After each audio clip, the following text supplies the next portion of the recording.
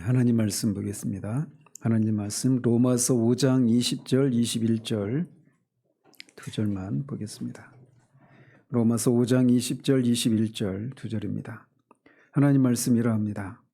율법이 들어온 것은 범죄를 더하게 하려 함이라. 그러나 죄가 더한 곳에 은혜가 더욱 넘쳤나니 이는 죄가 사망 안에서 왕노릇한 것 같이 은혜도 또한 의로 말미암아 왕노릇하여 우리 주 예수 그리스도로 말미암아 영생에 이르게 하려 함이라. 아멘. 네, 지난주에는 우리의 개인 구원에 나타난 은혜의 통치 속에 통치, 즉 은혜의 왕노릇에 대해서 살폈습니다. 이걸 통해서 은혜가 통치할 때 그 권세와 능력이 얼마나 강력한지를 우리가 살폈습니다.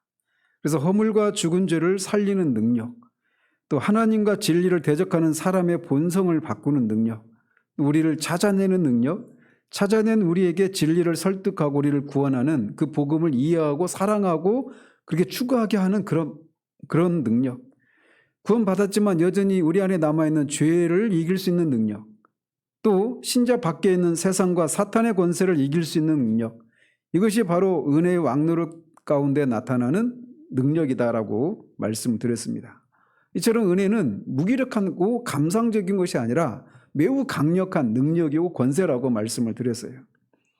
그렇기 때문에 예수 그리스도를 믿어서 의롭다함을 받은 신자들은 그 모든 것들로부터 안전하다라고 하는 것을 말씀드렸습니다.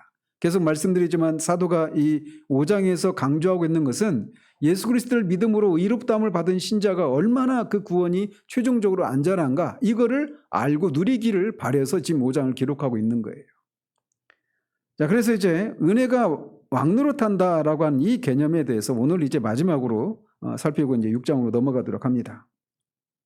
그래서 오늘 이제 마지막으로 이 본문을 통해서 살펴보고 싶은 것은 은혜의 통치가 행해질 때 그 은혜가 얼마나 풍성한지, 그리고 궁극적으로 은혜가 승리하게 되는데 그 은혜가 승리했을 때 그 모습이 무엇인가, 이거를 살펴보도록 합니다.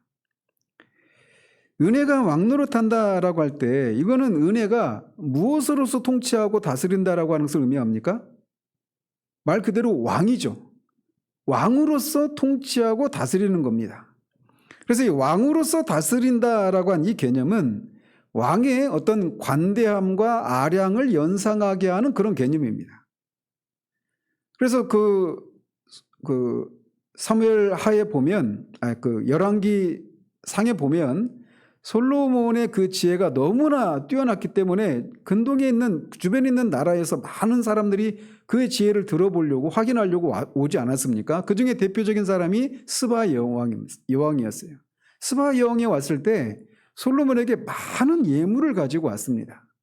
그런데 그 스바 여왕이 그 솔로몬과의 대화를 통해서 솔로몬의 그 지혜를 보고 그 솔로몬의 그 위용, 신하들의 위용과 성전에 올라가는 계단의 그 위용, 이런 것들을 보고 막 감탄을 하죠. 그리고 자기가 자기 나라에서 들었던 것은 절반에도 미치는 것이다, 이런 얘기를 하죠. 그리고 돌아가는데 솔로몬이 빈손으로 돌려보내지 않죠. 그래서 스바 여왕에게 솔로몬이 스바 여왕이 가져왔던 예물보다 훨씬 더 많은 것을 줘서 돌려보냅니다. 이게 솔로몬 왕이 가지고 있는 그 부와 영광, 이 관대함, 후덕함, 이런 것이 그렇게 스바 여왕에게 훨씬 더 많은 것을 돌려보내는 이런 모습으로 나타났던 거란 말이죠. 그런 것처럼 은혜가 왕으로서 통치한다라고 할 때 그 은혜의 통치에는 이렇게 은혜의 특징이 항상 무엇인가를 주고 흘러 넘치도록 주는 이런 풍성함의 요소라고 하는 것이 있다라는 것입니다. 이에 비해서 죄는 늘 빼앗아갑니다. 죄가 왕노릇한다라고 할 때 그 죄의 왕노릇의 특징은 항상 사람에게 좋은 것을 줄 것처럼 약속하지만 궁극적으로는 빼앗아가는 그런 결과가 초래된단 말이에요. 대표적인 사례가 있다면 누가복음 15장에 나오는 소위 그 탕자의 비유에 나오는 그 탕자가 거기에 해당된다고 할 수 있습니다. 그가 아버지로부터 재산을 미리 당겨받고 주변에 나라 갔다가 이방 땅에 갔다가 거기서 허랑방탕하고 다 모든 재산을 탕진하죠. 그리고 기근이 심하게 들어서 먹을 것이 없으니까 이제 돼지라도 치워야 되겠다, 이렇게 생각을 합니다. 유대인이 돼지를 친다라고 하는 것은 이건 있을 수가 없는 겁니다. 근데 먹고 살아야 되니까 그것까지 하는 거예요. 그러면서 심지어는 돼지가 먹는 쥐염 열매라도 얻어 먹으려고 하는데 그것조차 주는 사람이 없었다라고 말하고 있습니다. 그가 처음에는 그 많은 재산을 가지고 나가서는 정말 자기가 하고 싶은 거 다 했습니다. 얼마나 많은 친구들이 몰려왔겠어요. 돈이 있으니까. 그런데 결국은 마지막은 그가 완전히 빈털터리가 되고 그가 얻고자 하는 것조차, 돼지가 먹는 쥐염 열매조차 먹지 못하는 그런 비참한 처지가 되고 말았단 말이죠. 죄라고 하는 것이 바로 그런 거예요. 이 돈을 가지고 나가면 내가 하고 싶은 삶을 다 살 수 있고 마음대로 할 수 있겠지라고 나갔는데 결국은 완전히 쫄딱 망하고 비참한 처지에 빠져버린 것처럼 죄의 왕노릇의 특징이 바로 그런 특징을 보이겠다라는 겁니다. 그래서 죄는 항상 사람을 유혹하죠. 사람이 죄에 빠지는 이유가 뭐냐면 죄를 지으면 네가 얼마나 끔찍한 결과가 초래되는지 아느냐라고 하면서 죄를 짓도록 하지 않습니다. 그렇게 한다면 누가 죄를 짓겠습니까? 죄를 지을 때는 항상 그것이 그게 죄라고 생각하지 않죠. 그것을 하면 내가 뭔가 좋고 내가 뭔가 기쁨이 있고 나한테 어떤 만족스러운 그런 결과가 올 것이라고 생각하고 그렇게 하는 거예요. 죄는 그렇게 약속을 하죠. 속이죠. 그러나 결과는 완전히 파멸로 끝나게 된단 말이에요. 이를테면 술 같은 경우도 그렇죠. 예를 들기 쉬워서 말씀을 드리면 술을 마시면 고통을 잊고 잠시는 기쁘고 즐겁죠. 그런데 끝나고 나면 왜 내가 그런 말을 했지? 내가 왜 그런 행동을 했지? 그리고 육체적으로도 숙취에 고생하면서 고생을 하고 그것이 계속되면서 중독이 되고 결국은 그 사람의 육체와 삶과 그 주변의 모든 가족들을 망쳐버리는 그런 결과로 끝나고 만단 말이에요. 죄의 왕노릇의 특징은 이렇게 사람에게서 무엇인가를 끊임없이 빼앗아가는 그런 방식의 통치예요. 그런데 이에 비해서 은혜의 통치는 정반대라는 겁니다. 은혜는 항상 빼앗는 것이 아니라 주는 것에 있습니다. 주되 왕으로서 아주 관대하고 풍성하게 후덕하게 그렇게 주는 특징이 있다는 겁니다. 주되 값없이 주고 풍성하게 줍니다. 인색한 요소는 전혀 없습니다. 하나님이 지혜를 구하는 자들에게 꾸짖지 아니하시고 후히 주신다라고 야고보가 말하고 있는 것처럼 이 은혜의 통치는 항상 이렇게 후덕하고 관대하고 풍성한 그런 특징을 드러내고 있어요. 그래서 존 번연도 자신의 자서전에서 죄인의 교회 속에 넘치는 하나님의 은혜라고 하는 제목으로 그렇게 그 책을 썼던 거죠. 그래서 이렇게 넘친다라고 할 때 그 영어로 abound인데 흘러 넘치는 이런 의미가 있는 거예요. 그게 바로 은혜의 통치의 진수에 해당되는 모습이라는 것입니다. 사도는 이런 은혜의 통치의 특징, 이렇게 흘러 넘치는 이런 풍성함의 요소를 이미 앞에서 더욱 넘치는, 흘러 넘친다 이런 표현을 통해서 은혜의 관대함과 풍성함에 대해서 묘사한 바가 있습니다. 사도 이 로마서 5장에서 뿐만 아니라 은혜의 이 관대함과 풍성함에 대해서 성경은 다양한 곳에서 우리는 성경의 다양한 곳에서 이런 특징들을 발견할 수가 있습니다.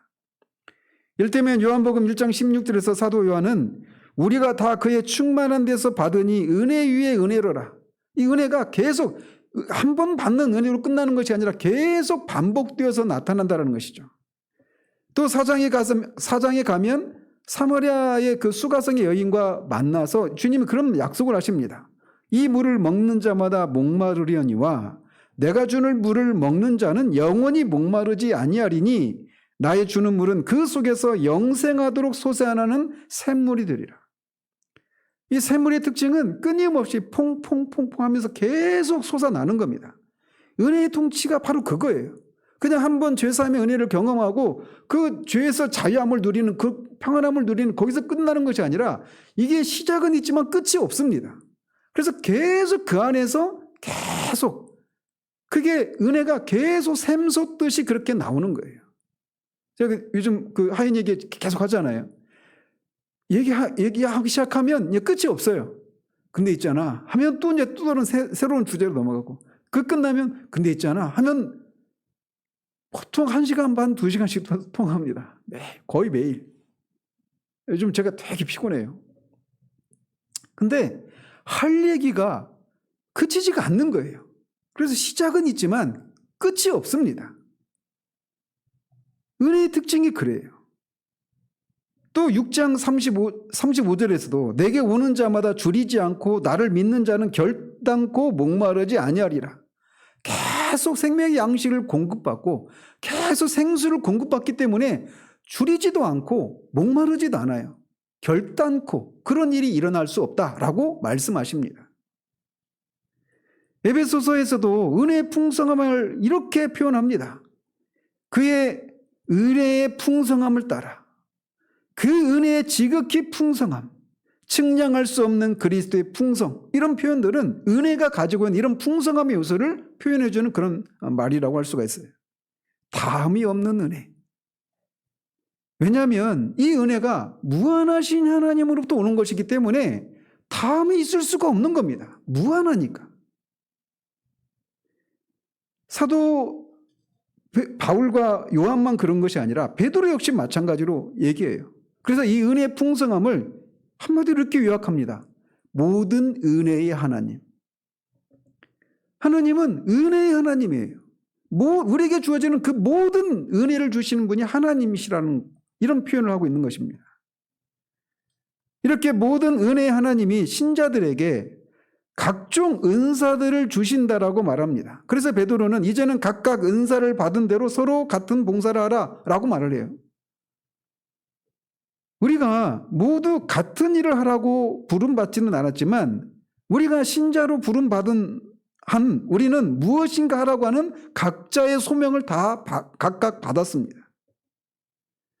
또 하나님께서 우리에게 맡겨주신 그 기능들을 수행하기 위해서 여러 가지 이런 은혜와 은사들을 우리에게 주시고 그것을 능히 할 수 있도록 해 주신다라는 거죠. 마찬가지로 바울은 뒤에 12장에서 똑같은 말을 합니다. 우리에게 주신 은혜대로 받은 은사가 각각 다르니 혹 예언이면 믿음의 분수대로, 혹 섬기는 일이면 섬기는 일로, 혹 가르치는 자면 가르치는 일로, 구제하는 자는 성실함으로, 다스리는 자는 부지런함으로, 긍휼을 베푸는 자는 즐거움을 할 것이니라, 이렇게 말씀합니다. 그래서 하나님께서 신자들에게 교회를 섬기도록 하기 위해서 각종 다양한 은사와 은혜를 주셨다라고 말하고 있어요. 설교자에게만 은사를 주신 것이 아니라 교회 구성원 모두에게, 신자들에게 다 이런 은사를 주셨다라고 말을 하고 있는 거예요. 이런 것을 통해서 은혜가 얼마나 풍성하게 신자들에게, 교회에게 주어지는가라고 하는 것을 말해주고 있는 것입니다.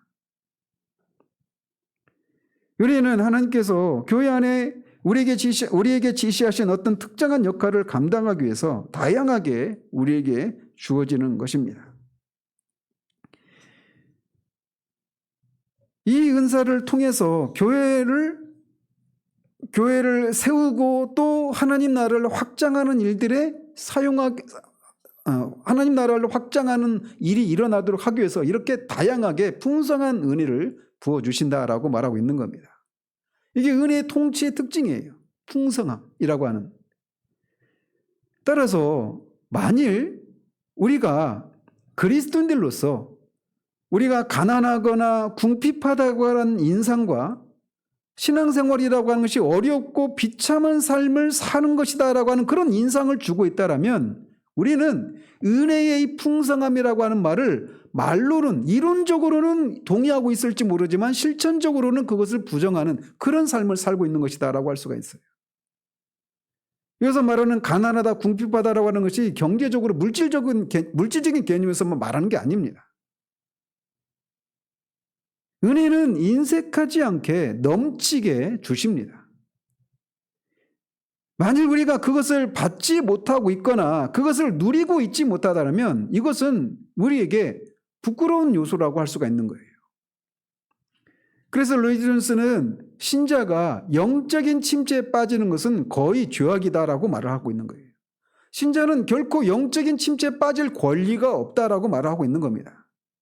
물론 이 말이 신자들은 자신의 믿음을 내가 구원받은 사람인가라고 하는 이런 의심을 하지 않는다는 거나 또는 하나님이 나에게 은혜를 베푸는 것을 다 하셨다라고 하는 이런 의심을 하지 않고 막 요동하지 않는 이런 삶을 산다. 항상 기뻐하고 항상 충만한 그런 상태.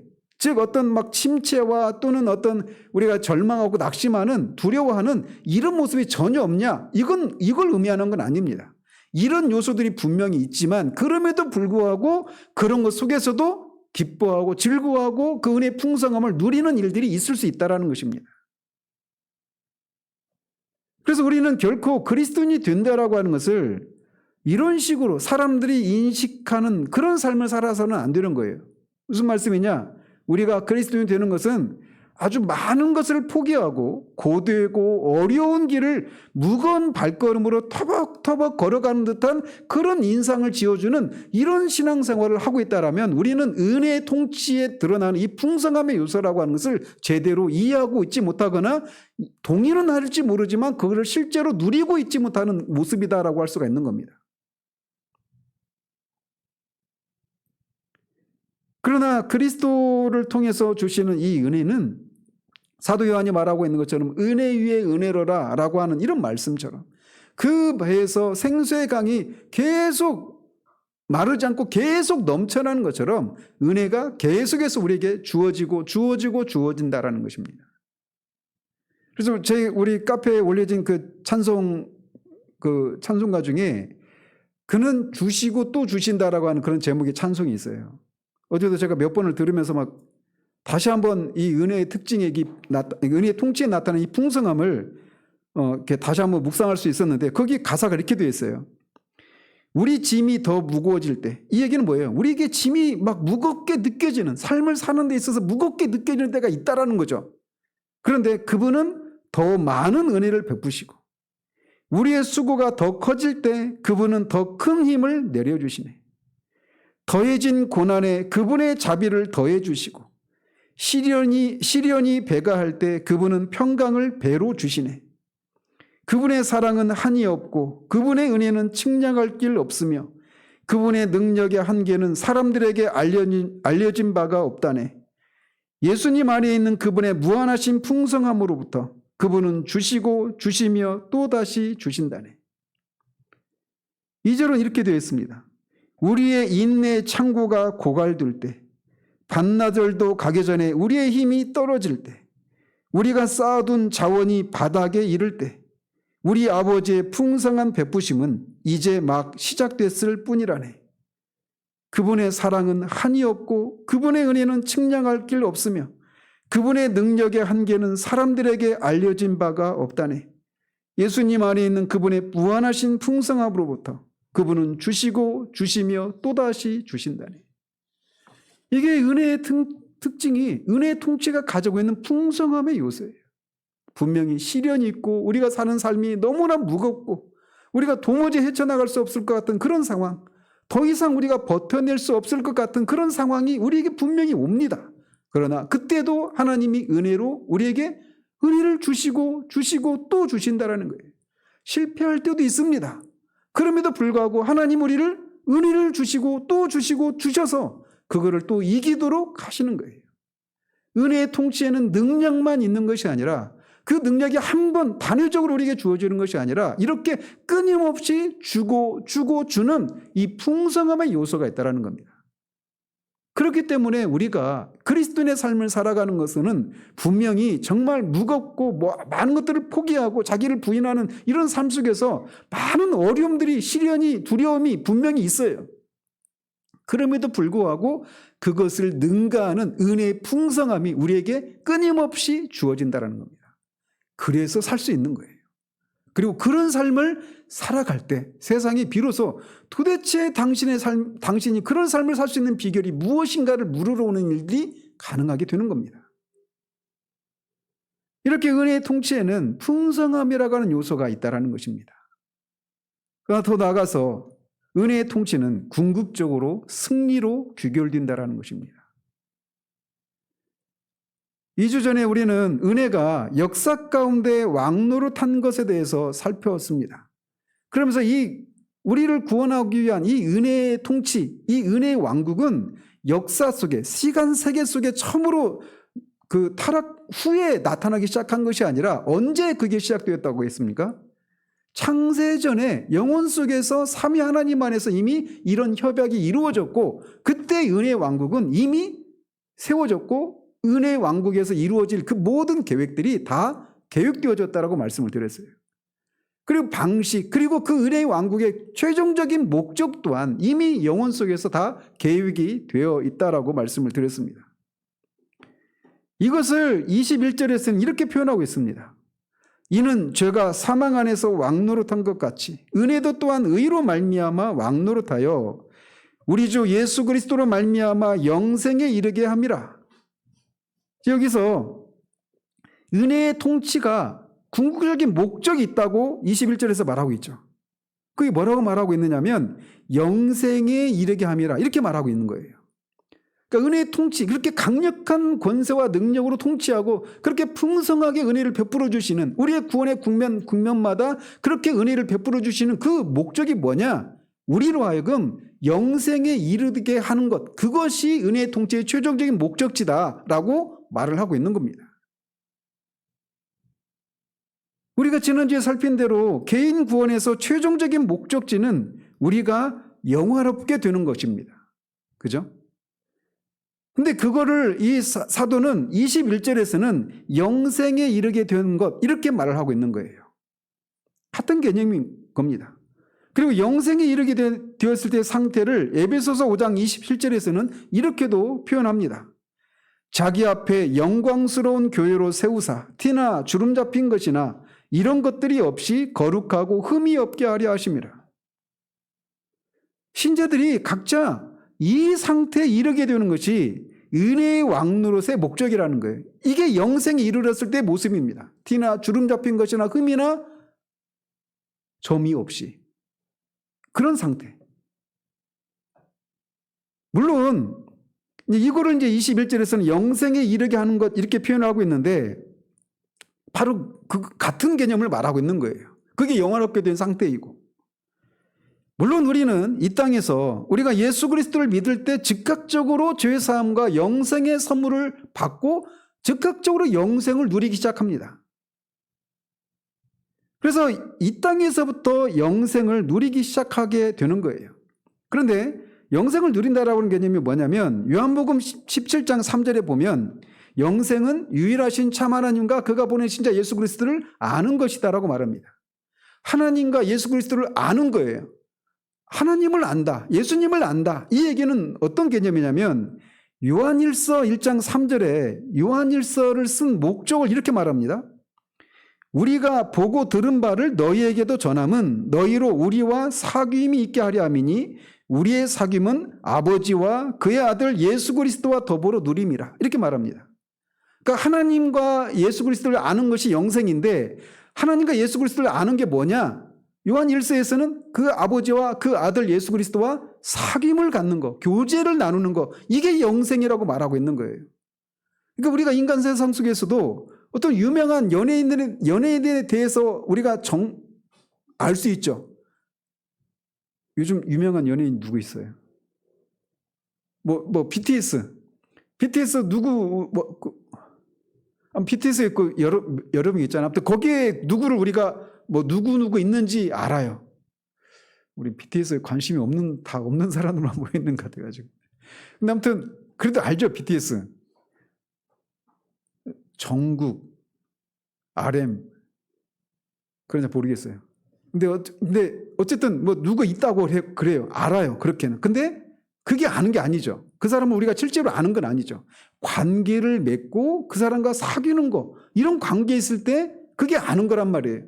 그래서 하나님을 안다, 예수님을 안다라고 하는 것도 마찬가지로 하나님과 예수님과 우리가 사귀고 교제를 하는 겁니다. 그래서 교제라고 하는 건 뭡니까? 일방적으로 우리가 하나님을 섬기고 이런 게 교제가 아니에요. 하나님과 우리가 서로 사랑을, 관계를 주고받고 하는 거, 이게 아는 것이고 그게 사귀는 거란 말이죠. 영생이 뭐냐? 바로 그것을 의미하는 거예요. 그래서 우리가 예수 그리스도를 믿는 순간 우리는 하나님을 그런 방식으로, 예수님을 그런 방식으로 알고 하나님과 교제를, 사귀기를 시작하는 겁니다. 그러면서 이 사귐을 아버지와 그 아들 예수 그리스도와 더불어 누리는 것, 그 사귐을 누리는 것, 이것이 가능하기 위해서는 영생을 누려야 되는 거예요. 그래서 요한일서를 쓴 목적을 5장 13절에서는 또 이렇게 말합니다. 내가 하나님의 아들의 이름을 믿는 너희에게 이것을 쓰는 것은 너희로 하여금 너희에게 영생이 있음을 알게 하려 함이라. 자, 1장 3절에서는 아버지와 그 아들과 더불어 누리는 그 사귐을 너희들이 그런 사귐을 누리기를 원해서 이것을 썼다라고 말하면서 이 사귐을 누리기 위해서는 영생이 있어야 되는 거예요. 근데 내가 영생이 있다라고 하는 것을 알지 못하면 그것을 제대로 누리지를 못하는 겁니다. 그래서 영생이 너희들에게 있는 것을 알기를 위해서 이것을 썼다라고 말하면서 영생이 있는 사람들의 특징이 무엇인가라고 하는 것을 그 앞에서 열거를 했던 겁니다. 따라서 우리가 영생은 이 땅에서 우리가 예수 그리스도를 믿을 때, 하나님의 아들 예수 그리스도를 믿을 때 우리가 영생을 누리기 시작하는 거예요.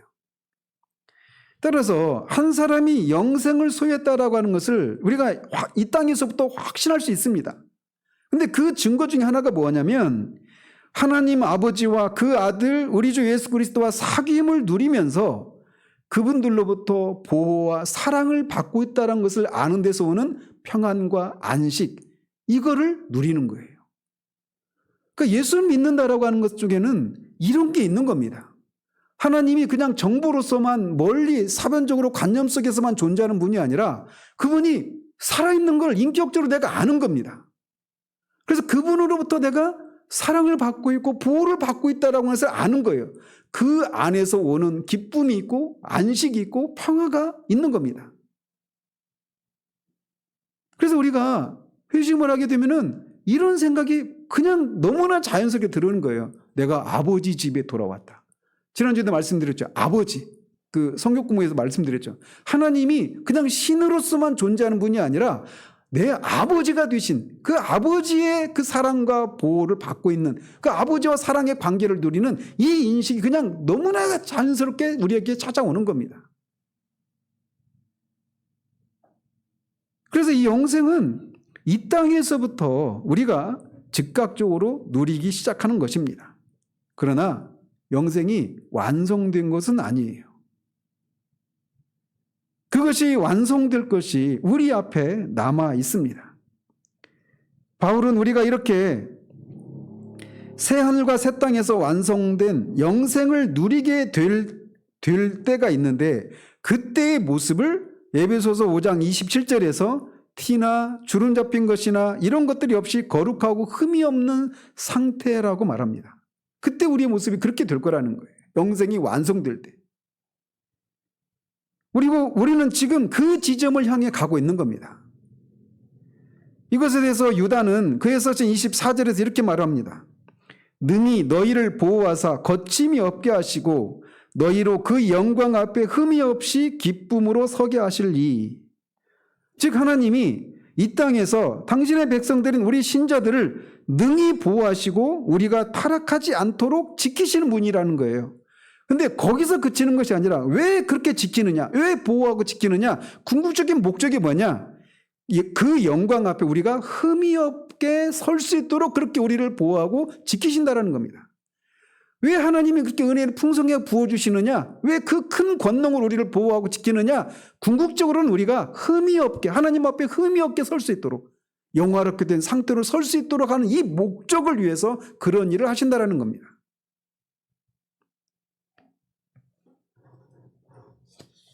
이것이 은혜의 왕노릇의 목표입니다. 이것이 은혜의 통치의 최종적인 승리의 모습이에요. 하나님은 우리가 이 땅에서 아직 살고 있는 동안 타락하지 않도록 지키시는 분이십니다. 지속적으로 우리에게 은혜를 주시고 보호하시는 일을 통해서 그런 일을 하고 계셔요. 그러나 그것이 최종적인 목표나 최종적인 승리가 아닙니다. 그런 보호와 지킴을 통해서 최종적으로는 우리가 점도 티도 점이나 흠이나 주름 잡힌 것이 없는 그런 모습으로 되는 것, 이것을 향해서 그런 일을 하시는 거예요. 그리고 이것을 기필코 이루십니다. 우리가 이 사실을 아는 것은 얼마나 우리에게 위로가 되는 사실입니까? 우리 안에 남아있는 죄와 우리 밖에 있는 원수들로 인해서 우리는 늘 흠과 점과 주름 잡힌 것이 있는 우리들의 모습을 인해서 탄식합니다. 이런 내가 자신의 그런 모습을 인해서 우리가 탄식하는 요소들이 있어요. 그래서 하나님의 은혜를 구하죠. 그 마음이 상한 심령인 거예요. 그러나 그렇게 탄식하는 것이 있지만 궁극적으로는 우리로 하여금 이 땅에서 이렇게 탄식하게 만드는 이런 티나 주름이나 흠이나 점 이런 것들이 없는 영광스러운 모습으로 반드시 서게 된다라는 겁니다. 은혜가 승리하기 때문에 그래요. 이런 영광스러운 승리에 대해서 사도 바울은 또 빌립보서 3장 20절 21절에서 이렇게 말을 합니다. 그러나 우리의 시민권은 하늘에 있는지라 거기로부터 구원하는 자 곧 주 예수 그리스도를 기다리노니 그는 만물을 자기에게 복종하게 하실 수 있는 자의 역사로 우리의 낮은 몸을 자기 영광의 몸의 형체와 같이 변하게 하시리라. 이 낮은 몸, 티나 주름 잡힌 것이나 흠이나 이런 것들이 있는 몸, 이걸 낮은 몸이라고 말하는 거예요. 근데 이거를 이제 그런 것들이 없는 영광의 몸의 형체. 근데 그게 어떤 모습? 누구의 모습? 예수 그리스도의 모습과 같이 우리를 변화시키실 거라는 겁니다. 지금 우리들의 모습을 보면 이것을 감히 상상할 수도 없고 기대할 수도 없어요. 그런데 은혜가 통치하기 때문에 은혜가 반드시 이 지점으로 우리를 이끌고 가고야 말 거라는 겁니다. 우리는 죄 아래에서 태어났고 죄의 왕노릇하에서 그렇게 지배 가운데 있었습니다. 그러나 저항할 수 없는 은혜로 말미암아 우리가 이제 은혜의 왕노릇의 체계로 들어온 겁니다. 그래서 이제는 죄가 아니라 은혜가 우리를 다스립니다. 그리고 이 은혜의 통치는 우리를 점도 티도 없이 흠도 없이 될 그런 최종적인 목표로 우리를 인도하실 것입니다.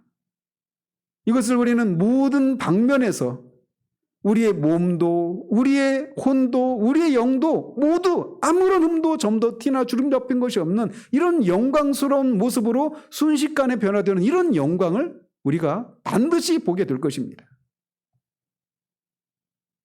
어떤 죄의 흔적도 우리에게서 우리 몸에서 찾을 수가 없습니다. 오직 예수님의 손바닥에만 십자가의 흔적이 남아있을 뿐 우리에게는 어떤 죄의 흔적도 남아있지 않습니다. 은혜의 왕노릇이 우리를 인도할 목적지가 바로 거기입니다. 이것은 은혜의 왕노릇의 목적을 우리 신자의 입장에서 살펴볼 때 최종적인 승리는 바로 이것이다 라고 말할 수 있는 거예요. 즉 우리가 이렇게 영화롭게 되는 것이 은혜의 왕노릇의 승리다. 은혜의 왕노릇의 최종적인 목적이다. 이렇게 말할 수 있다는 말이죠. 그런데 우리는 예수 그리스도를 믿는 신자들은 그렇게 점도 티도 흠도 주름 잡힌 것도 없이 영광스러운 모습으로 변화되는 것이 은혜의 최종적인 목적이라고 해도 이 세상은 어떻게 될까요? 이 세상은 여전히 이렇게 죄가 지배하고 사탄이 지배한 이런 세상으로 남겨진 채로 우리만 그렇게 된다라고 하는 것은 은혜의 통치가 최종적으로 승리했다라고 말할 수가 없겠죠. 왜냐? 이 세상도 하나님이 창조하신 하나님의 세상입니다. 그런데 이 세상은 그대로 있는 채로 우리만 그렇게 영광스럽게 변화되는 것이 은혜의 통치의 최종적인 목적이라고 할 수가 없는 겁니다. 그것은 미완성이죠. 그래서 일반적인 관점에서 즉 이 세상의 관점, 세상과 관련해서 은혜의 통치가 최종적으로 승리하는 모습은 어떤 모습일까라는 겁니다. 이것에 대해서 성경은 우리에게 말해주고 있습니다.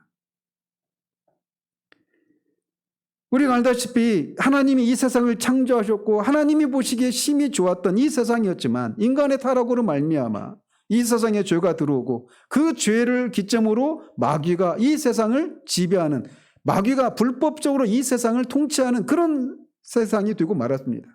그래서 마귀를 이 세상이 신이라고 말하지만 불법적으로 그렇게 찬탈해서 그렇게 하고 있는 것이죠. 마귀는 이 세상의 신이 되었고 땅도 저주를 받았습니다. 그래서 땅에서 가시와 엉겅퀴가 나고 각종 질병과 죽음에 이르는 그 모든 것들이 나타나게 되었던 겁니다. 이게 죄가 왕노릇하는 모습입니다. 자, 그렇다면 이렇게 마귀가 지배하고 있는 이 세상에 대해서 은혜의 최종적인 승리는 무엇일까요? 사도 베드로는 베드로후서 3장 9절 10절에서 이렇게 말을 합니다. 주의 약속은 어떤 이들이 더디다고 생각하는 것 같이 더딘 것이 아니라 오직 주께서는 너희를 대하여 오래 참으사 아무도 멸망하지 아니하고 다 회개하게 이르기를 원하시느니라. 그러나 주의 날이 도둑같이 오리니 그 날에는 하늘이 큰 소리로 떠나가고 물질이 뜨거운 불에 풀어지고 땅과 그 중에 있는 모든 일이 드러나리로다.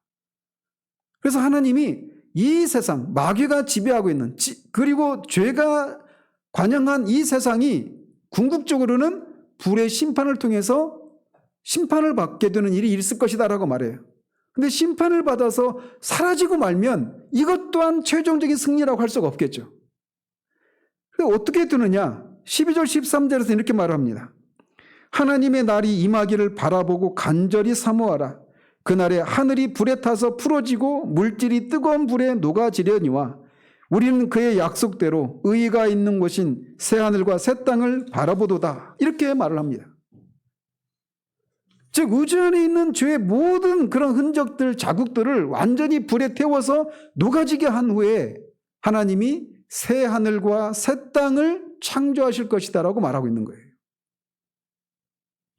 그리고 이 상태에 대해서 이사야서 11장 6절 9절에서 이렇게 예언한 바가 있습니다. 그때 이리가 어린 양과 함께 살며 표범이 어린 염소와 함께 누우며 송아지와 어린 사자와 살진 짐승이 함께 있어 어린 아이에게 끌리며 암소와 곰이 함께 먹으며 그것들의 새끼가 함께 엎드리며 사자가 소처럼 풀을 먹을 것이며 젖먹는 아이가 독사의 구멍에서 장난하며 젖된 어린아이가 독사의 굴에 손을 넣을 것이라. 내 거룩한 산 모든 곳에서 해됨도 없고 상함도 없을 것이니 이는 물이 바다를 덮음같이 여호와를 아는 지식이 세상에 충만할 것임이니라 라고 말해서 새하늘과 새 땅에서의 그 영광스러움을 이렇게 예언한 바가 있습니다. 그리고 이 은혜의 통치는 바로 이 지점을 향해 가고 있다라고 말하고 있어요. 예수 그리스도를 믿어서 구원받은 모든 그리스도인들은 은혜의 왕노릇 아래에 있는 이런 인간의 최종적이고 영광스러운 상태로 인도될 겁니다. 그래서 점도 흠도 티도 주름 잡힌 것도 없는 그런 모습으로 변화될 것이에요. 그때 우리는 완전해질 것이고 우리는 영화롭게 될 것입니다. 그뿐만 아니라 온 세상도 영화롭게 될 것이다라고 말하고 있어요. 이렇게 불의 심판을 통과하고 새하늘과 새 땅을 창조하시는 것을 통해 이 세상 또한 그렇게 될 것이다라고 말하고 있는 겁니다. 그러니까 은혜의 통치는 우리 개인 믿는 신자들을 영화롭게 하는 것이 최종적인 목적일 뿐만 아니라 이 세상 또한 그렇게 영화롭게 영광스러운 상태로 변화시키는 것, 이것이 은혜의 통치의 최종적인 목적이라는 것입니다. 그리고 그게 최종적인 승리인데 은혜의 통치는 바로 그 승리를 향해 가고 있다는 것입니다.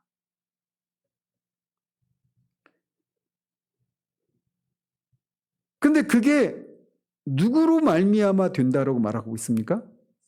그리스도로 말미암아 이렇게 된다라고 말하고 있습니다. 한 사람의 범죄로 말미암아 이 세상의 죄와 사망의 사탄의 지배를 받게 된 것처럼 한 사람 예수 그리스도로 말미암아 이제 그 죄의 통치보다 훨씬 더 강력하고 훨씬 더 풍성하고 그런 통치를 통해 궁극적으로 이 죄가 들어와 사탄이 지배하고 있는 이 세상을 변화시키고 그 지배 아래 있었던 사람들 중에 일부를 그렇게 영화롭게 그런 만드는 일을 하실 것이다 라고 말하고 있는 겁니다. 그거를 21절에서 말하고 있는 거예요. 예수 그리스도로 말미암아 영생에 이르게 하려 합니다. 이게 은혜의 통치의 최종적인 승리의 모습을 말해주고 있는 겁니다. 그래서 우리는 창세전에 시간 세계가 있기 전에 계획되고 작정된 계획을 이렇게 그냥 짧은 시간이나마 그렇게 살피는 거예요. 그리고 우리는 이 영광스러운 지점을 향해 가고 있는 겁니다. 그리고 이것은 말씀드린 것처럼 한 사람, 즉 우리 주 예수 그리스도로 말미암아 이 모든 것이 일어나고 모든 것이 가능하게 되었던 겁니다. 모든 이 은혜가 우리에게 오는 것은 그리스도로 말미암아 오는 것입니다. 그래서 기독교는 말 그대로 그리스도교예요. 그리스도가 우리의 모든 것입니다. 그리스도로 말미암아 우리가 죄사함을 받고, 그리스도로 말미암아 우리가 영생의 선물을 받고, 그리스도로 말미암아 우리가 영화롭게 되고, 그리스도로 말미암아 이 세상 또한 심판을 통과한 후에 새로운 하늘과 새 땅으로 다시 재창조되는 이런 일이 일어나는데, 그 모든 것이 예수 그리스도로 말미암아 이루어진다라고 성경이 말하고 있는 거예요. 따라서 그리스도가 없는 기독교는 있을 수가 없는 겁니다. 자, 그렇다면 예수 그리스도는 어떤 방식으로 우리에게 이 은혜의 풍성함과 영광을 누릴 수 있게 하셨을까요?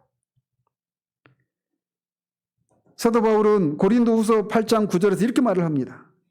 우리 주 예수 그리스도의 은혜를 너희가 알거니와 부요하신 이로써 너희를 위하여 가난하게 되심은 그의 가난함으로 말미암아 너희를 부요하게 하려 하십니다. 이렇게 말합니다. 즉 그분이 우리를 부요하게 하기 위해서 그분이 가난하게 되시는 것을 통해서 이 영광스러움이 우리의 것이 될 수 있도록 해주셨다. 이렇게 말하고 있는 거예요. 이거를 빌립보서 2장 5절 이하에서는 이렇게 말을 합니다. 너희 안에 이 마음을 품으라. 곧 그리스도 예수의 마음이니 그는 근본 하나님의 본체시나 하나님과 동등됨을 취할 것으로 여기지 아니하시고 오히려 자기를 비워 종의 형체를 가지사 사람들과 같이 되셨고 사람의 모양으로 나타나사 자기를 낮추시고 죽기까지 복종하셨으니 곧 십자가에 죽으심이라. 한마디로 그분이 낮아지시고 가난해지신 것을 통해서 우리에게 이 영광을 우리의 것으로 되게 하셨다라는 것입니다.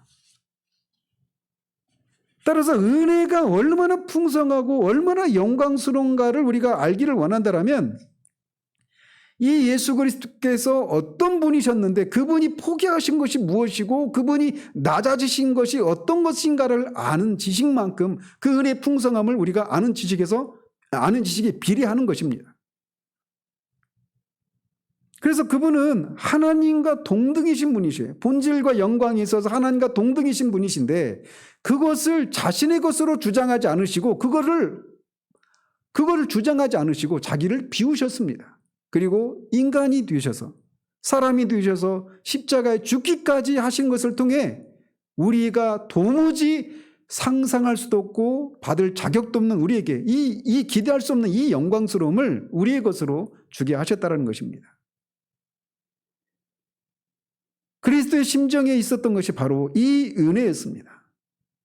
하나님이신 그의 마음속에 그로 하여금 이 모든 일을 하게 하여 급기야는 자기의 생명을 우리와 우리 죄의 대속물로 주기까지 하셨단 말이죠. 이게 바로 은혜입니다. 그는 그의 목숨을 우리의 죄를 위한 제물로 삼으셨습니다. 그는 아버지와 영원토록 누렸던 그 영광을 구수하지 않으시고 자기를 비워서 자기를 낮추셨습니다. 그리고 율법 아래 나시고 무한하신 분이 유한자가 되셔서 율법을 제정하신 분이 율법 아래에 나셔 복종하시고 십자가에 죽기까지 하심으로 생명의 주인이신 분이 죽음의 권세 아래 내려가심을 통해서 우리를 살리시고 우리에게 이 영광을 주셨다라는 것입니다. 그러나 그분이 이렇게 십자가에 죽으시는 것으로 거기서 끝난 게 아닙니다. 우리가 알다시피 그는 십자가에 못 박혀 죽으시고 장사되었습니다. 그가 묻힌 그 돌의 무덤은 바위로 막아졌고 그리고 봉인을 하고 군인들이 지키고 있었어요. 그러나 그는 베드로가 오순절에 설교했던 것처럼 하나님께서 사망의 고통을 풀어 살리셨다라고 말하고 있는 것처럼 사망의 권세를 깨뜨리시고 그 무덤에서 살아나셨습니다. 사도 바울은 고린도전서 15장에서는 이것을 다른 각도로 이렇게 설명하면서 주님이 그렇게 무덤에서 다시 살아나신 것을 통해서 정복하신 것이 무엇이고 결국에는 은혜가 그로 말미암아 그리스도 안에서 승리했던 것이 무엇인가를 우리에게 알려주고 있습니다. 그것은 뭐냐? 맨 마지막에 무너뜨리게 될 그 마지막 원수인 사망을 이기셨다라고 말하고 있습니다. 그냥 사망의 권세를, 사망이 예수님을 이렇게 막 묶고 있는, 이를테면 이 걸리버가, 그 소인국에 갔던 걸리버가 막 소인들이 줄로, 밧줄로 칭칭 매놨잖아요. 근데 정신을 차리고 보니까 매 있었는데 어땠어요? 걸리버가. 그냥 줄 다 끊고 벌떡 일어나 버렸잖아요. 이제 그런 것 비슷하게 예수님이 그 무덤에서 부활하신 것이 그냥 사망이 풀어놨던 그 줄을 끊어버리는 이런 정도가 아니라는 겁니다. 고린도전서 15장에서 말하는 것은 뭐라고 말하냐면 54절에 이렇게 말을 해요. 사망을 삼키고 이겼다, 이렇게 말하고 있습니다. 예수님이 부활하신 것이 바로 그런 의미라는 거예요. 그러니까 사망이 그냥 어떻게, 사망의 권세가 여전히 남아있는데 그 권세를 약화시키고 그 소나기에서 풀려났다, 이런 개념이 아니라는 겁니다. 그가 살아났던 것은 뭐라고 말하냐면 사망을 삼키고 이겼다라고 말하고 있는 거예요. 예수님이 부활하신 것이 바로 그거라는 것입니다. 즉 그것은 사망에 대한 일시적인 승리가 아니라 영원한 승리를 말하는 거예요. 그래서 사망을 삼키고 이겼다, 이렇게 말을 하는 것입니다. 우리는 최종적으로 이것을 우리가 부활할 때 보게 될 겁니다. 이 모습을.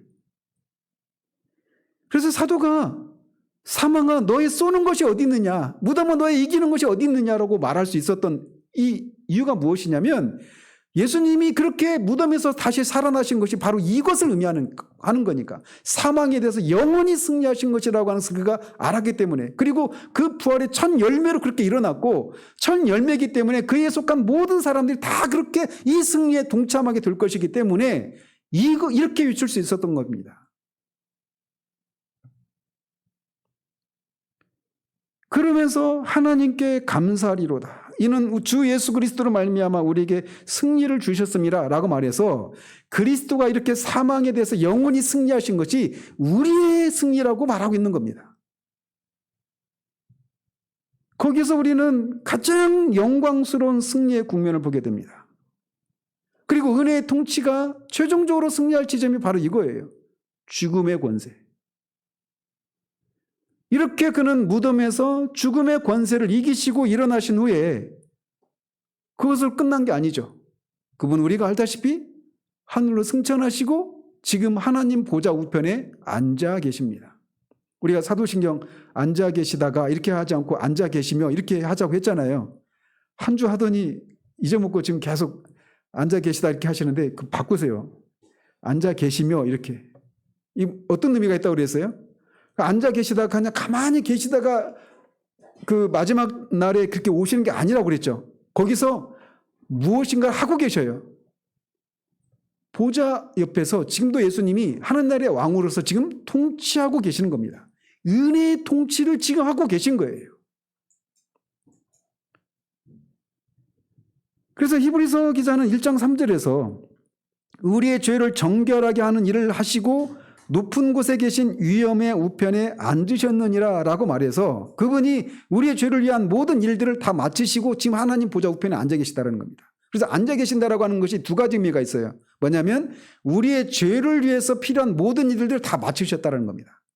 그러니까 이 세상, 히브리서 나중에 이제 강의하겠지만 히브리서에서 말하고 있는 게 뭐냐면 영원한 대제사장이신 예수님과 아론 계열에 속한 제사장들과의 차이를 얘기해 주고 있어요.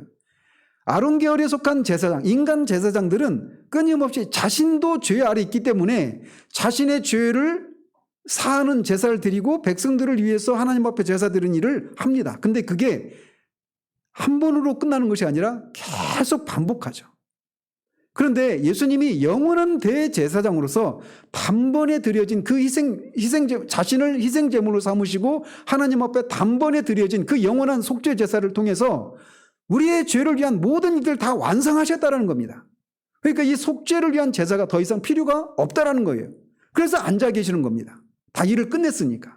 그래서 하나님 보좌 우편에 앉아 계신다라고 하는 것이 첫 번째 의미는 예수님이 우리의 속죄를 위해서 필요한 모든 대제사장으로서 하실 일들이 다 끝났다. 그래서 앉아 계신다. 이런 의미입니다. 아직 안 끝났으면 어떻게 해야 돼요? 서 있어야 되죠. 근데 앉아 있다라는 겁니다. 이 앉아있다라고 개념, 첫 번째 개념 그거예요. 우리 속죄 제사를 위한 대제사장으로서의 일을 모두 마치셨다. 완성되었다. 그러니까 그 사실은 우리가 속죄를 위해서 끊임없이 무엇인가를 더할 필요가 없는 겁니다. 그래서 성찬이 제단이 아니라 식탁이라고 말하는 것도 바로 거기에서 연유하는 거예요. 자, 이 첫 번째 의미가 그거 있어요. 그러면서 그렇게 우편에 앉아 계시는데, 우편에 앉아 계신다라고 한 두 번째 의미는 뭐냐면, 그가 보좌 우편에 앉아 계시잖아요. 그러니까 보좌에 앉아 계시는 거예요. 그 어떤 의미냐? 왕으로서 통치하고 계시다라는 겁니다. 왕으로서 통치하시면서 뭘 하시느냐? 7장 25절에 이렇게 말합니다. 그러므로 자기를 힘입어 하나님께 나아가는 자들을 온전히 구원하실 수 있으니 이는 그가 항상 살아서 그들을 위해서 간구하신다라고 말하고 있습니다. 중보자로서 신자들을 구원하시고 구원하신 신자들을 위해서 중보하시는 일들을 지금 하고 계시다라는 거예요. 그게 통치의 방식입니다. 그리고 10장 12절 13절에서 이렇게 말을 해요. 오직 그리스도는 죄를 위하여 한 영원한 제사를 드리시고 하나님 우편에 앉으사 그 후 자기 원수들로 자기 발등상이 되게 하실 때까지 기다리신다라고 말하고 있습니다. 그 원수들을 발등상 되게 한다는 얘기가 뭐예요? 원수들을 발 아래 딱 짓누르고 원수들을 완전히 제압하고 원수들을 이제 지배하고 있는 이런 상태가 될 때까지 하나님 보좌 우편에 앉아 계셔서 하나님의 백성들을 구원하시고 구원받은 하나님 백성들을 중보하시고 그렇게 끊임없이 은혜를 공급하시는 일을 하신다라는 거예요. 누구를 통해? 성령을 통해 그런 일을 하고 계시는 겁니다. 그리스도는 하나님 우편에 앉으셔서 모든 권세를 그 손에 쥐고 계십니다. 그래서 부활하시고 나서 제자들에게 이렇게 말씀하시죠. 하늘과 땅에 있는 모든 권세를 내게 주셨으니 그러므로 너희는 가서 모든 족속으로 제자를 삼고 아버지와 아들과 성령의 이름으로 세례를 주라 라고 그렇게 말씀하셨던 거예요. 왜? 그가 하늘과 땅에 속한 모든 권세를 쥐고 계시기 때문에. 그리고 그 모든 권세를 가지시고 지금 영원하신 하나님 보좌 우편에 앉아서 지금도 자기 원수들이 자기의 발등상이 되기까지 그렇게 기다리시면서 하나님의 백성을, 이 세상을 통치하고 계신 것입니다. 또 고린도전서 15장 25절에서는 그가 모든 원수를 그 발 아래 둘 때까지 반드시 왕노릇 하신다라고 말하고 있습니다. 그래서 모든 원수들이 발 아래 있을 때까지 이렇게 반드시 왕노릇 하고 계신다라고 하는데 지금 그렇게 지금 왕노릇 하고 계신 거예요. 그리고 그 왕노릇 하는 것을 아무것도 막을 수가 없습니다. 아무도 그가 통치하는 것에 대해서 저가 무엇을 하는가라고 말할 수도 없고 이의도 제기할 수 없고 방해할 수도 없습니다. 우리가 그분의 통치 아래에 있는 거예요. 그래서 우리가 나중에 부르겠지만 우리들은 약하나 예수 권세 많도다. 우리를 보면 약해서 우리가 의심하고 낙심하고 절망하고 그럴 수 있지만 우리를 통치하고 계시는 분이 이렇게 하늘과 땅에 속한 모든 권세를 주신 분으로 그분이 이렇게 통치하고 계시기 때문에 우리가 그 안에서 안전할 수 있는 겁니다. 계속해서 그는 아버지 앞에서 우리의 대언자로 또 대언자로서 우리를 위해서 간구하시는 분으로 거기 계십니다. 그리고 계시록에 보면 그가 모든 권세를 가지고 인간 세상의 역사를, 우주의 역사를 전 과정을 움직이고 통치하고 계신다라고 하는 장면이 나오죠. 어떤 장면으로 나타납니까?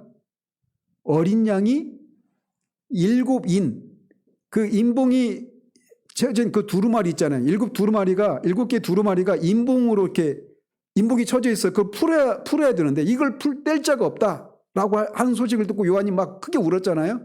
그때 나타난 분이 예수 그리스도입니다. 어린 양. 그분이 바로 예수 그리스도예요.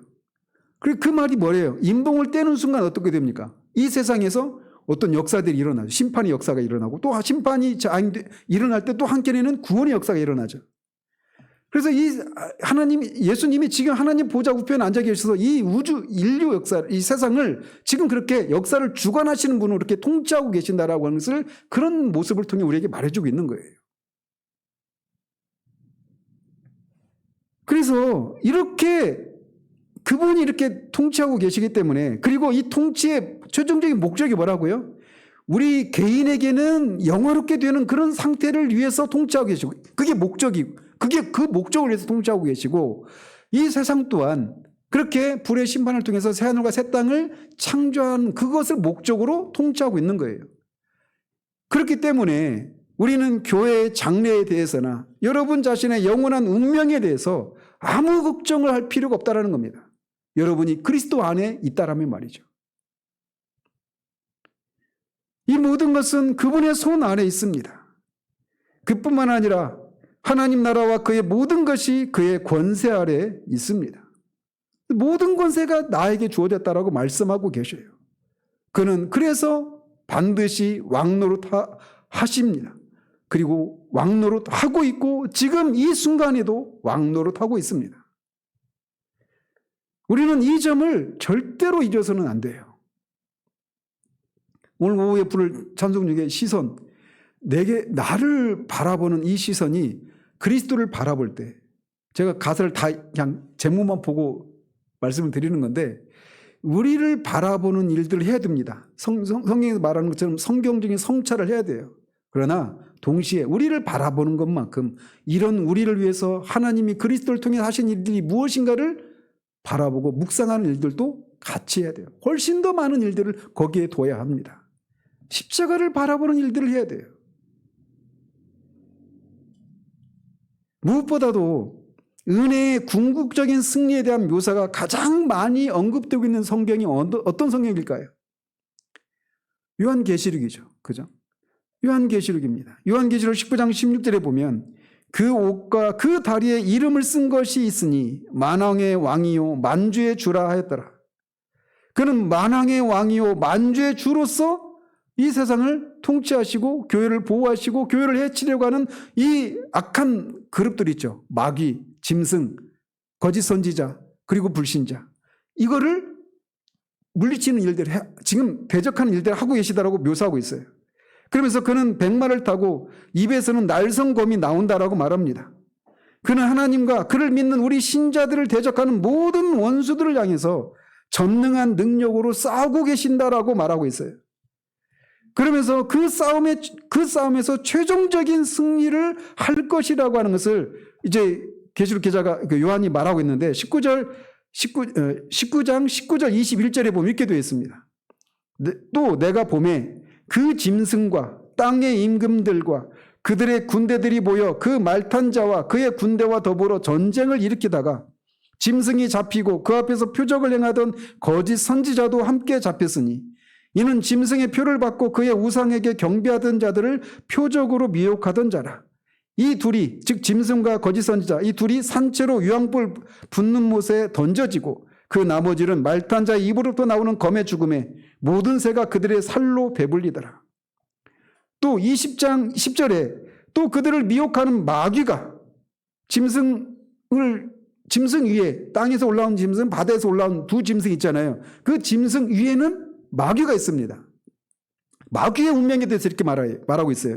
20장 10절에 또 그들을 미혹하는 마귀가 불과 유황못에 던져지니 거기는 그 짐승과 거짓 선지자 짐승과 거짓 선지자 먼저 불못에 던져졌어요. 근데 이제는 마귀가 거기에 던져진다는 겁니다. 그래서 세세토록 밤낮 괴로움을 받으리라 이렇게 말하고 있어요. 또 20장 14절 15절에 이제는 마귀 짐승 거짓 선지자 그랬죠? 그 다음에 14절 15절에는 사망과 음부도 불못에 던져지니 이것은 둘째 사망 곧 불못이라. 누구든지 생명책에 기록되지 못한 자는 불못에 던져지더라 이렇게 말하고 있습니다. 그러니까 예수님의 발 아래에 있어야 될 그 모든 원수들이 이제 최종적으로 그렇게 다 불못에 던져지는 일이 일어날 것이라는 것입니다. 이게 궁극적인 승리예요. 마귀, 짐승, 거짓 선지자, 그 거짓 선지자들에 미혹된 생명을 받지 못한 사람들 불신자들이죠. 그뿐만 아니라 이제 사망과 음부까지도 불못에 던져진다는 거예요. 더 이상 사망이 존재하지 않게 되는 겁니다. 그리고 이게 최종적인 승리예요. 이게 은혜의 통치의 최종적인 승리가 바로 이 모습입니다. 그럼 그걸로 끝나느냐? 아니래요. 뭐가 있느냐? 고린도 전서 15장 24절에서 이렇게 말합니다. 그 후에는, 즉 이 모든 원수들을 물리친 후에는 마지막이니 그가 모든 통치와 모든 권세와 능력을 멸하시고 나라를 아버지 하나님께 바친다 라고 말하고 있습니다. 이게 최종적인 이 우주의 역사의 끝이에요. 그의 모든 원수는 정복되고 파괴될 것입니다. 마귀와 짐승과 거짓 선지자, 불신자들과 사망과 음부까지. 그런 모든 통치와 권세와 이 권위를 무너뜨릴 것입니다. 마귀와 그의 모든 힘과 그에 의해 영향을 입는 모든 자와 그에 속한 모든 자, 그리고 죄의 결과로 유래한 모든 것, 즉 지옥과 음부와 사망과 그의 모든 질병, 그것으로 말미암은 사람들의 어떤 슬픔과 괴로움, 이런 모든 것들이 이제 하나님의 존재에서 영원토록 무너지고 내던져 버리고 말 거라는 겁니다. 그러면서 그런 세상의 모습을 계시록 21장 1절에서 4절에서 이렇게 묘사합니다. 또 내가 새 하늘과 새 땅을 보니 처음 하늘과 처음 땅이 없어졌고 바다도 다시 있지 않더라. 또 내가 보매 거룩한 성 새 예루살렘이 하나님께로부터 하늘에서 내려오니 그 준비한 것이 신부가 남편을 위하여 단장한 것 같더라. 내가 들으니 보좌에서 큰 음성이 나서 이르되 보라 하나님의 장막이 사람들과 함께 있음에 하나님이 그들과 함께 계시리니 그들은 하나님의 백성이 되고 하나님은 친히 그들과 함께 계셔서 모든 눈물을 그 눈에서 닦아주시니 다시는 사망이 없고 애통하는 것이나 곡하는 것이나 아픈 것이 다시 있지 아니하리니 처음 것들이 다 지나갔음이로라 라고 말합니다. 이게 최종적인 승리 후에 새하늘과 새 땅에서 이루어질 일입니다. 하나님이 우리와 함께 장막에 하나님이 함께 계시는 거예요. 이 새 예루살렘이. 이게 창조 때 목표했던 일이 바로 이것입니다. 하나님이 천지를 창조하신 목적은 바로 이것을 위해서 천지를 창조하신 거예요. 그리고 이것은 이미 영원 전에 하나님이 다 계획 속에 있었던 것이고, 그리고 이 역사가 이것을 향해 가고 있다는 겁니다. 그리스도가 하나님 나라의 왕으로서 지금 모든 권세를 가지시고 이렇게 통치하셔서 신자 개인은 이 땅에 거하기에 합당한 사람들로 이 하나님과 함께 거할 수 있도록 흠도 티도 주름 잡힌 곳도 없는 그런 사람으로 변화시키는 일을 위해서 그런 통치하고 계시고, 이 세상 또한 악의 흔적들이 죄가 없는 의만 거하는 그 새로운 새 하늘과 새 땅을 창조하시고 그 안에 하나님이 이제 하나님의 백성들과 거하신다는 겁니다. 그것이 이 세상이 지금 흘러가고 있는 지점이에요. 그리고 그것은 반드시 오고야 맙니다. 은혜의 통치가 그 궁극적으로 이룰 승리의 모습이 바로 이거예요. 사도는 지금 이거를 5장 21절에서 이렇게 말하는 겁니다. 이는 죄가 사망 안에서 왕노릇한 것 같이 은혜도 또한 의로 말미암아 왕노릇하여 우리 주 예수 그리스도로 말미암아 영생에 이르게 하려 함이라. 은혜의 통치는 바로 이 시점을 향해 가고 있습니다. 그 큰 흐름 속에 우리가 있는 겁니다. 그렇기 때문에 우리가 안전한 거예요. 기도하겠습니다.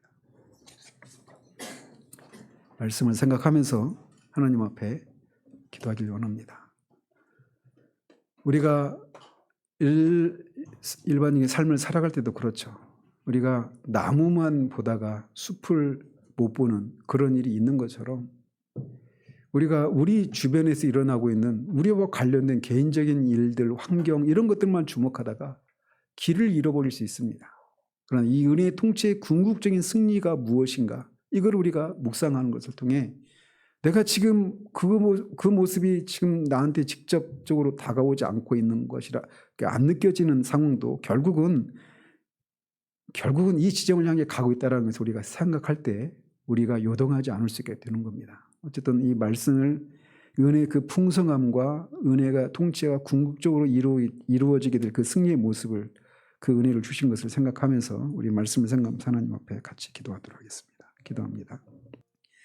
하나님 아버지, 은혜의 통치가 얼마나 풍성한지를 우리가 정말 기억하고 실천적으로 경험적으로 이것을 누리며 살아가는 우리들 될 수 있도록 도와주시옵소서. 정말 우리가 져야 될 짐이 무겁게 느껴지는 때도 분명히 있고 시련도 있고 이런저런 고난과 환난을 우리가 반드시 통과하게 되지만, 그래서 그런 것들에 우리가 짓눌려서 이 순례길을 터벅터벅 겨우 끌고 가는 그런 삶이 그리스도인의 삶이 아닌 것을 우리가 기억하는 자들 되기를 원합니다.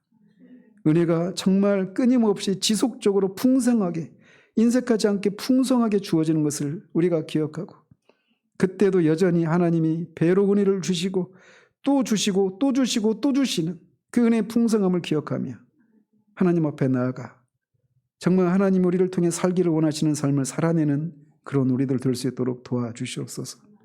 뿐만 아니라 이 은혜의 통치가 궁극적으로 우리 신자들을 향한 그 목표 지점, 티나 흠이나 주름 잡힌 것이 없는 이런 상태로 우리를 변화시킬 그것을 위해서 우리를 통치하고 계시고 그 목적이 반드시 이루어질 것임을 우리가 기억할 수 있기를 원합니다. 끊임없이 우리 안에 보여지는 점이나 흠이나 티나 주름 잡힌 것, 이런 것 때문에 탄식하고 정말 우리가 낙심할 때마다 지금 내가 이러하지만, 이런 것이 여전히 내 안에 남아있지만 장차 주님이 이런 나를 영광스러운 하나님 앞에 세우기에 그렇게 자랑스럽게 우리를 세울 수 있도록 그렇게 반드시 변화시킬 것임을 우리가 믿고, 사탄이 양심 우리를 송사하고 참사할 때마다 이 진리를 인해서 이기는 자들 될 수 있도록 도와주시옵소서.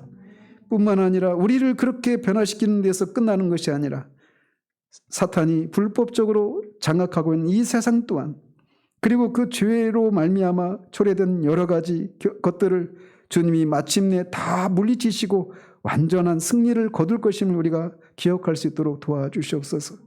세상에서 벌어지고 있는 각종 악과 죄가 있는 이런 속에서 우리가 낙심하고 그냥 무력감만 느끼는 것이 아니라 지금 이렇게 되어도 결국은 주님이 이 모든 것들을 물리치실 것임을 기억하고 하나님 그 새하늘과 새 땅을 바라보며 하나님 아버지 우리의 삶을 살아가는 우리들 될 수 있도록 도와주시옵소서.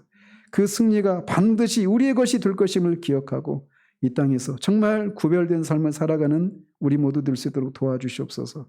예수 그리스도 이름으로 기도합니다. 아멘.